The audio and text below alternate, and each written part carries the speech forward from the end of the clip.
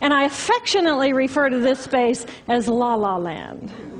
But it was beautiful there. Imagine what it would be like to be totally disconnected from your brain chatter that connects you to the external world.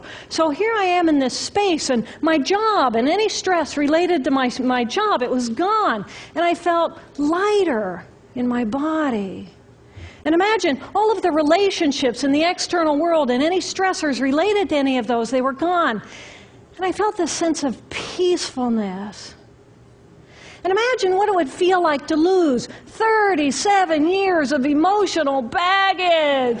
Oh, I felt euphoria. Euphoria. It was beautiful there. And then again, my left hemisphere comes online and it says, hey, you've got to pay attention. We've got to get help. And I'm thinking, I got to get help. I got to focus.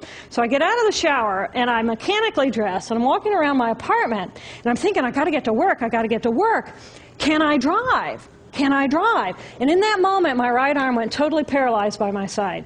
Then I realized, oh my gosh, I'm having a stroke. I'm having a stroke. And then the next thing my brain says to me is, wow, this is so cool. This is so cool. How many brain scientists have the opportunity to study their own brain from the inside out? And then it crosses my mind, but I'm a very busy woman. I don't have time for a stroke. It's like, okay, I can't stop the stroke from happening, so I'll do this for a week or two, and then I'll get back to my routine. Okay, so I got to call help. I got to call work. I couldn't remember the number at work. So I remembered in my office I had a business card with my number on it. So I go into my business room. I pull out a 3-inch stack of business cards. And I'm looking at the card on top. And even though I could see clearly in my mind's eye what my business card looked like, I couldn't tell if this was my card or not, because all I could see were pixels. And the pixels of the words blended with the pixels of the background and the pixels of the symbols, and I just couldn't tell. And then I would wait for what I call a wave of clarity. And in that moment, I would be able to reattach to normal reality. And I could tell, that's not the card, that's not the card, that's not the card. It took me 45 minutes to get 1 inch down inside of that stack of cards. In the meantime, for 45 minutes, the hemorrhage is getting bigger in my left hemisphere. I do not understand numbers. I do not understand a telephone, but it's the only plan I have. So I take the foam pad and I put it right here. I take the business card, I put it right here, and I'm matching the shape of the squiggles on the card to the shape of the squiggles on the foam pad. But then I would drift back out into La La Land and not remember if when I come back if I'd already dialed those numbers. So I had to wield my paralyzed arm like a stump and cover the numbers as I went along and push them so that as I would come back to normal reality, I'd be able to tell, yes, I've already dialed that number. Eventually, the whole number gets dialed, and I'm listening to the phone, and my colleague picks up the phone, and he says to me, and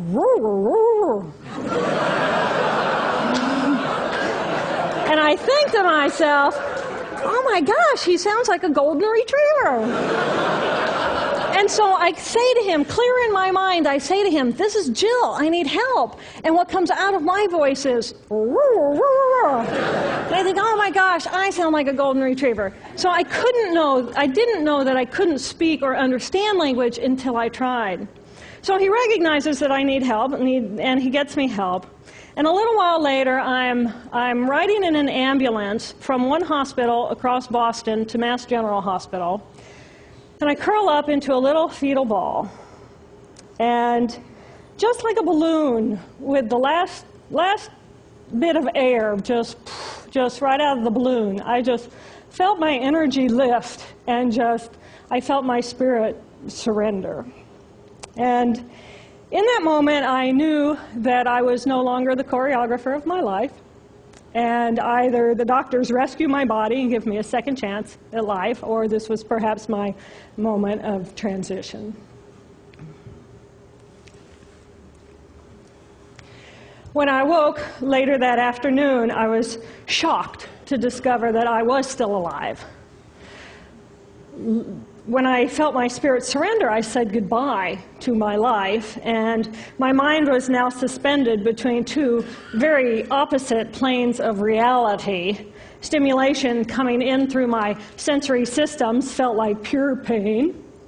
Light burned my brain like wildfire, and sounds were so loud and chaotic that I could not pick a voice out from the background noise, and I just wanted to escape. Because I could not identify the position of my body in space, I felt enormous and expansive, like a genie just liberated from her bottle. And my spirit soared free like a great whale gliding through a sea of silent euphoria. Nirvana.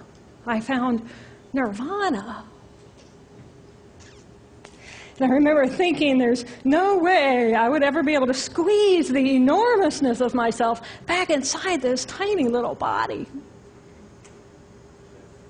But then I realized, but I'm still alive. I'm still alive, and I have found nirvana. And if I have found nirvana and I'm still alive, then everyone who is alive can find nirvana. And I pictured a world filled with beautiful, peaceful, compassionate, loving people who knew that they could come to this space at any time, and that they could purposely choose to step to the right of their left hemispheres and find this peace. And then I realized what a tremendous gift this experience could be. What a stroke of insight this could be to how we live our lives. And it motivated me to recover. 2.5 weeks after the hemorrhage, the surgeons went in and they removed a blood clot the size of a golf ball that was pushing on my language centers. Here I am with my mama, who's a true angel in my life.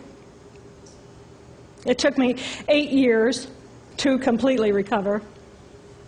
So, who are we? We are the life force power of the universe with manual dexterity and 2 cognitive minds. And we have the power to choose moment by moment who and how we want to be in the world. Right here, right now, I can step into the consciousness of my right hemisphere where we are. I am the life force power of the universe. I am the life force power of the 50 trillion beautiful molecular geniuses that make up my form, at one with all that is. Or I can choose to step into the consciousness of my left hemisphere, where I become a single individual, a solid, separate from the flow, separate from you. I am Dr. Jill Bolte Taylor, intellectual, neuroanatomist. These are the we inside of me.